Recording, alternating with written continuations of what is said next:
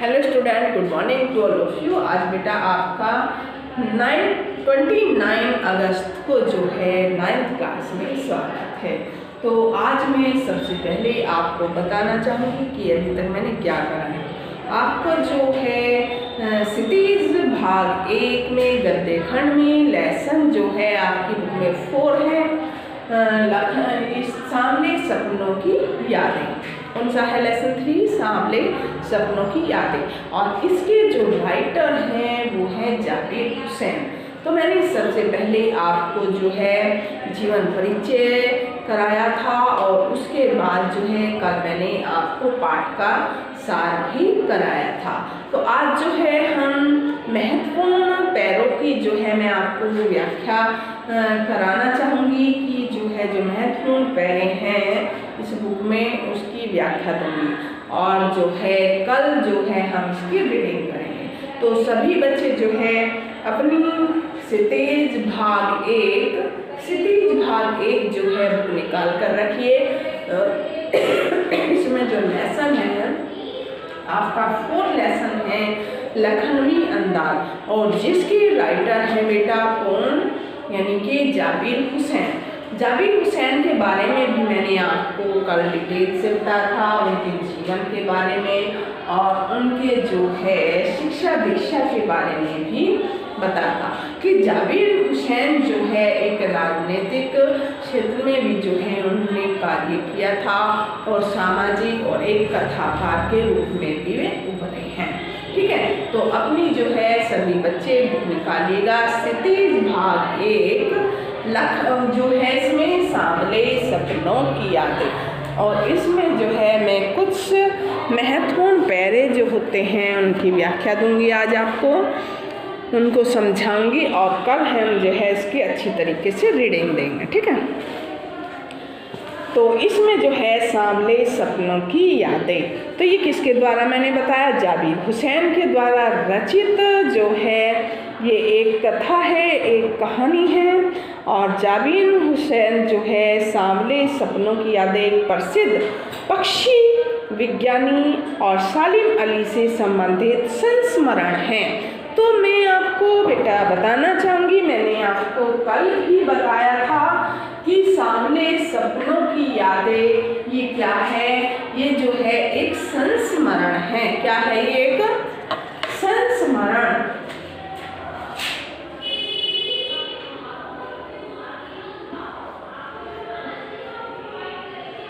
एक ये संस्मरण है। संस्मरण से तात्पर्य होता है जो हमारी स्मृति होती है, पुरानी स्मृतियाँ होती है, उनको जो है लिखकर प्रकट करना ही संस्मरण कहलाता है। यानी कि हमारी पुरानी यादें, स्मृति यानी कि पुरानी यादें, स्मृति जो हमारी स्मृति होती है या पुरानी यादें होती हैं उनको लिखना, पुरानी यादें उनको लिखना ही क्या कहलाता है? संस्मरण कहलाता है। तो लेखक जो है हमारे जाबिर हुसैन जी जो हैं वे भी जो उसकी सालिम अली की उनके मन मस्तिष्क पर उनकी पुरानी यादें हैं, लेकिन आज बेटा जो है सालिम अली इस दुनिया में नहीं है। उनकी जो यादें हैं वो एक संस्मरण के द्वारा प्रकट करना चाहते हैं। तो ये बताया मैंने आपको सामने सपनों की यादें क्या है। ये एक संस्मरण है और संस्मरण का जो है मैंने आपको अर्थ क्लियर किया है। तो सभी बच्चे बुक निकाल लेंगे। बुक में मैं कुछ पैरे आपको बताऊंगी जो मोस्ट है। ठीक है, तो नंबर 1 पैरा देखिए, इसमें सुनहरे परिंदों की खूबसूरत पंखों पर मिल गया होगा आपको। देखिए, तो इसको मैं आपको समझाना चाहूँगी। पहले सुनहरे परिंदों के खूबसूरत पंखों पर सवार, सुनहरे सोने जैसे रंग वाले, सुनहरे सोने जैसे रंग वाले सुनहरे परिंदे, परिंदे पक्षी यानी कि वो पक्षी जिनके रंग सुनहरे होते हैं, सोने के समान होते हैं। परिंदे याद रखेंगे, पक्षी के खूबसूरत पंखों पर सवार सांवले सपनों का एक हुजूम मौत की खामोश वादी की तरफ अग्रसर है। हुजूम यानी कि भीड़। हुजूम किसको कहा गया है यहाँ पे? भीड़। जो सालिम अली है उनको वो कैंसर से ग्रसित थे और कैंसर से ग्रसित होने के कारण जो है वो हुजूम, वो भीड़ उस मौत की खामोश वादी यानी कि घाटी जो सालिम अली मौत की ओर अग्रसर थे, सभी लोगों की भीड़ जो है खामोश थी। खामोश यानी कि चुप थी की तरफ जो है अग्रसर आगे बढ़ने वाली है। कोई रोक टोक सके कहाँ संभव है। अगर किसी को मौत आने वाली होती है तो उसको बेटा कोई भी रोक नहीं सकता। ठीक है, एक दिन अगर हमने जन्म लिया है तो एक दिन जो है हमारी मृत्यु जो है अवश्य होने वाली है, यानी कि उसको कोई भी रोक नहीं सकता है। कहाँ संभव है? इस हुजूम से जो है आगे आगे चल रहे हैं। हुजूम यानी कि उस भीड़ से जो है आगे आगे चल रहे हैं सालिम अली। यानी कि जब कोई व्यक्ति मर जाता है तो उसकी अर्थी जो होती है तो वो आगे आगे चलती है और उसके पीछे जो उसके सगे संबंधी, उसके चाहने वालों की जो भीड़ है उसके साथ साथ यानी कि उसके पीछे पीछे चलती है। अपने कंधों पर सैलानियों की तरह अपने अंतहीन सफ़र का बोझ उठाए। यानी कि इसमें कहा गया है अंतहीन यानी कि जिसका अंत नहीं होता है, क्योंकि सालिम अली जो ऐसे पक्षी प्रेमी थे कि उनकी यादें हमेशा जो है जीवित रहने वाली है, हमेशा जीवित रहेंगी। यानी कि उनका अंत, जिसका अंत नहीं होने वाला है बेटा, आत्मा जो है अमर होती है, वो हमेशा जिंदी रहती है। अंतहीन यानी कि जिसका अंत नहीं होता, क्योंकि सालिम अली की जो जीवन है, जीवन से जुड़ी यादें हैं, वो लोगों के जो है मन मस्तिष्क पर याद की भांति बनी रहेगी। अंतहीन सफ़र का बोझ उठाए यानी कि अंतहीन जिसका कोई अंत ना हो। लेकिन यह सफ़र पिछले तमाम सफ़रों से भिन्न है। यानी कि जो ये सफ़र था किसका?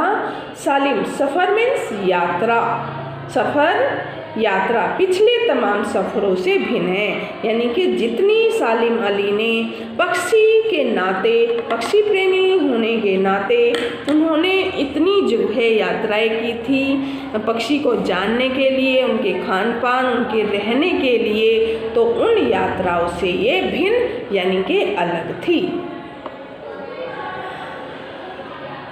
भीड़ भीड़ की जिंदगी और तनाव के माहौल से सालिम अली का यह आखिरी पलायन था। पलायन भागना यानी कि दूसरी जगह जाना। तो सालिम अली जो थे वो इस भीड़ भाड़ संसार में रहते थे, इस दुनिया में रहते थे। तो इस भीड़ भाड़ की ज़िंदगी से और जो है इस दुनिया के तनाव से, इस माहौल से सालिम अली जो है आखिरी पलायन यानी कि या आखिरी उनकी ये यात्रा थी। जब व्यक्ति मर जाता है तो उनकी अंतिम यात्रा ही कहा जाता है आखिरी यात्रा, यानी कि उनकी ये अंतिम यात्रा थी। तो अभी बेटा मैंने आपको बताया कि सालिम अली जो थे वो अपनी अंतिम यात्रा की ओर जो है पलायन कर रहे थे। पलायन यानी कि दूसरी जगह जाना या भाग जाना, इसको बोलते हैं हम पलायन को। तो दूसरी जगह जाना यानी कि भगवान के घर जाना। ठीक है, अब तो भी उस वन पक्षी की तरह जो है प्रकृति में विलीन हो रहे हैं, जो जिंदगी का आखिरी गीत गाने के बाद मौत की गोद में जो है जा बसा है। तो इसमें जो है पक्षी की तरह, किसकी तरह? पक्षी की तरह प्रकृति में विलीन हो रहे हैं। जैसे पक्षी जो है प्रकृति में विलीन हो जाते हैं, प्रकृति से मिल जाते हैं, जैसे पेड़ों की डालियों पर बैठना, उठना, उन पर रहना, उन पर बसेरा करना, तो प्रकृति में विलीन हो जाते हैं पक्षी।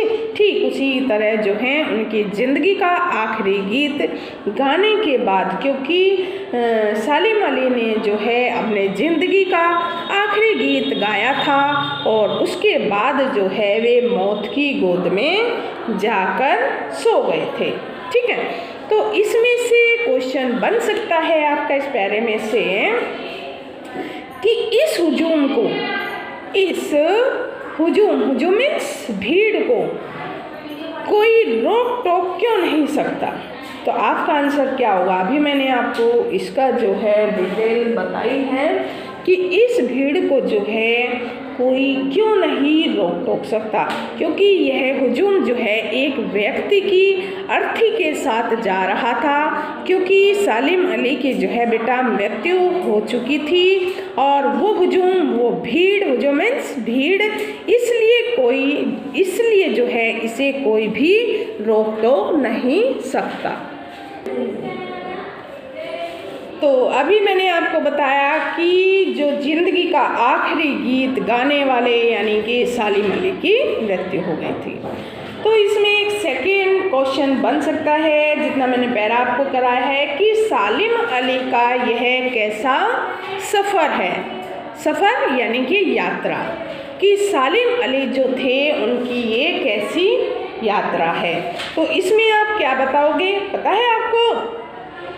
चलो खैर मैं बताती हूँ। सालिम अली की जो है मृत्यु हो गई थी और जो है बेटा यह उनका आखिरी सफ़र है। आखिरी सफ़र यानी कि उनकी आखिरी यात्रा है। इस सफ़र में वे स्वयं चलकर नहीं जा रहे हैं, उनको उनकी जो है अर्थी मीन्स जिस पर उनको लेटाकर और 4 व्यक्ति जो हैं उनको कंधे पर लेकर जाते हैं, अर्थी यानी कि उनकी अर्थी को लोगों ने उठाया हुआ है और इस सफ़र से वे लौटकर नहीं आ सकते। यानी कि जो उनकी ये अंतिम यात्रा थी, ये ऐसी यात्रा थी जिससे वे दोबारा लौटकर वापस नहीं आ सकते थे। थर्ड क्वेश्चन इसमें बनता है कि प्रकृति में जो है विलीन होने से लेखक का क्या तात्पर्य है? विलीन होना यानी कि प्रकृति से मिल जाना, प्रकृति में घुल मिल जाना। विलीन यानी कि विलीन होता है नष्ट, लुप्त यानी कि संसारिक से तो जो है वे नष्ट हो चुके थे यानी कि लुप्त हो चुके थे और प्रकृति से जाकर वो मिल गए थे। विलीन यानी कि नष्ट और लुप्त यानी कि छुप जाना। तो ये मैंने बताए इस पैरे के इस तरीके से क्वेश्चन इसमें पुट हो सकते हैं। आप इस तरीके से इसमें और अन्य क्वेश्चन भी कर सकते हैं। नेक्स्ट पैरा देखेंगे आप, आपकी बुक में है, पता नहीं ये सब कब हुआ था, मिला? इसको देखिएगा। पता नहीं यह सब कब हुआ था, लेकिन कोई आज भी वृंदावन जाए तो नदी का सांवला पानी उसे जो है पूरे घटनाक्रम की याद दिला देगा। तो इसमें कवि लेखक क्या कहना चाहता है कि पता नहीं यह कब हुआ, कि जब सालिम अली की मृत्यु हो गई तो यह जो है पता नहीं लगा कि वो कैसे हो गया, लेकिन कोई आज भी जो है वृंदावन जाता है और वहाँ पर जो है यमुना नदी का पानी देखता है, वो सांवला पानी यानी कि पूरे घटनाक्रम की आज भी हमें याद दिला देता है। कौन सी याद दिला देता है? कि जब उसमें श्री कृष्ण जी की बोल गिर गई थी तो उन्होंने जाकर जो है काली यमुना से अपनी बोल को निकाल लिया था। हर सुबह सूरज निकलने से पहले जब पतली गलियों से उत्साह भरी भीड़ नदी की ओर बढ़ती है तो लगता है जैसे उस भीड़ को चीरकर अचानक कोई सामने आएगा। तो जब इन गलियों से, किन गलियों से, वृंदावन की गलियों से उस भीड़ को चीरते हुए, भीड़ से निकलते हुए, चीरते हुए उनसे आगे बढ़ते हुए, भीड़ को पीछे छोड़कर उससे आगे बढ़ते हुए उत्साह के साथ भरी भीड़ से, मतलब ऐसा लगता है कि अचानक कोई हमारे सामने, अर्थात कौन, बंसी की आवाज़, बंसी वाला यानी कि श्री कृष्ण जी हमारे बीच में आ जाएंगे। ऐसा लगता है जैसे उस भीड़ को चीरकर अचानक कोई हमारे सामने आ जाएगा। अर्थात बंसरी की आवाज़ पर सब किसी के कदम जो है थम जाएंगे। जैसे ही बंसरी यानी कि हमारे बीच बजने लगेगी तो हम जो भीड़ में फंसे हुए हैं, भीड़ को चीरते हुए आगे जा रहे हैं, तो वो जो है हमारे कदम थम जाएंगे, रुक जाएंगे। हर शाम सूरज ढलने से पहले जब वाटिका का माली सैलानियों को हिदायत देगा तो लगता है कि जैसे बस कुछ ही क्षणों में वो कहीं से आ टपकेगा। जब वाटिका यानी कि उसमें जो है बगीची, तो वाटिका में जब को मतलब सैलानी होते हैं, सैलानी घूमने फिरने वाले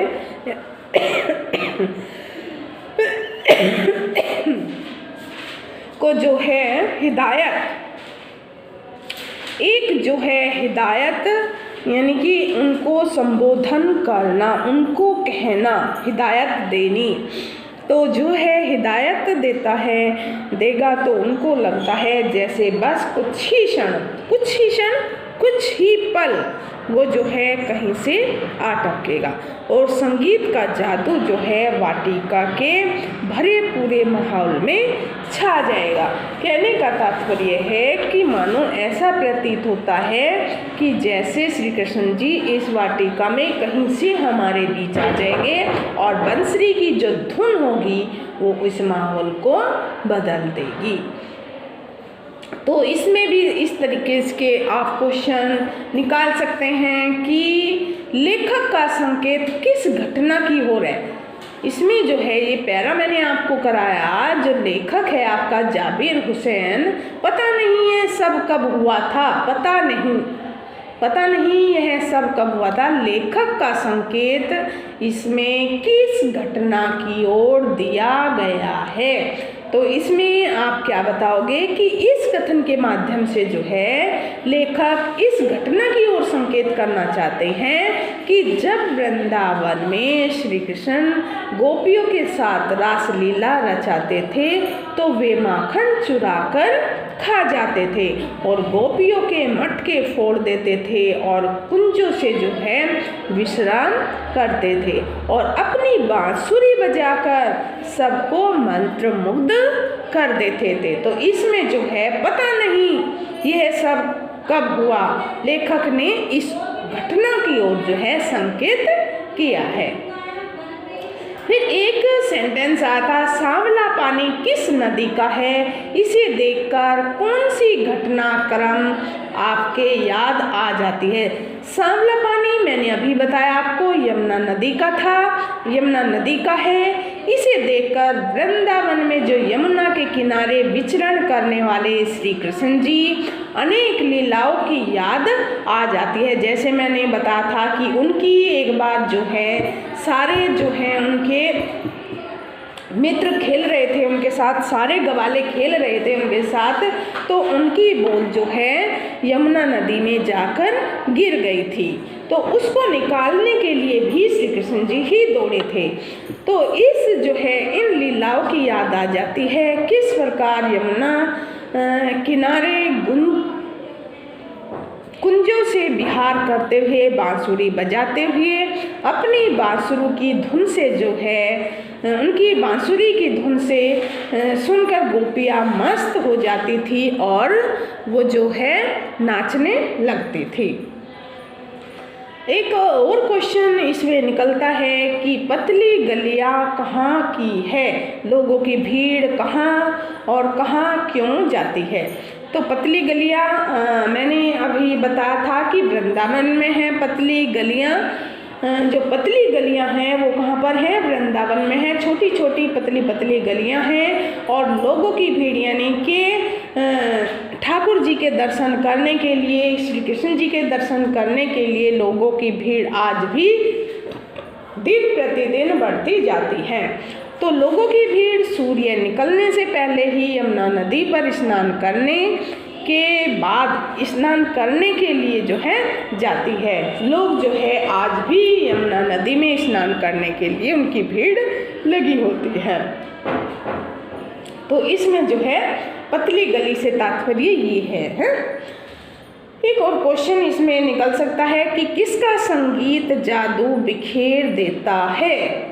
किसका संगीत, यानी कि जब श्री कृष्ण जी जब बांसुरी बजाते हैं तो उनकी बांसुरी का जो संगीत होता है वो जो है समस्त वातावरण में छा जाता है, यानी कि सारे वातावरण प्रकृति में छा जाता है और उनकी बांसुरी के जो है मधुर तान सबको अपनी ओर आकर्षित कर लेता